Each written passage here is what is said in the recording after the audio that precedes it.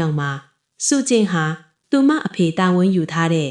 စောင့်လုပ်ရေးလုပ်ငန်းခွင်တစ်ခုကိုရောက်သွားခဲ့ပါတယ်။အဲ့ဒီမှာလက်သမားခေါင်းဆောင်အဖြစ်အလုပ်လုပ်နေတဲ့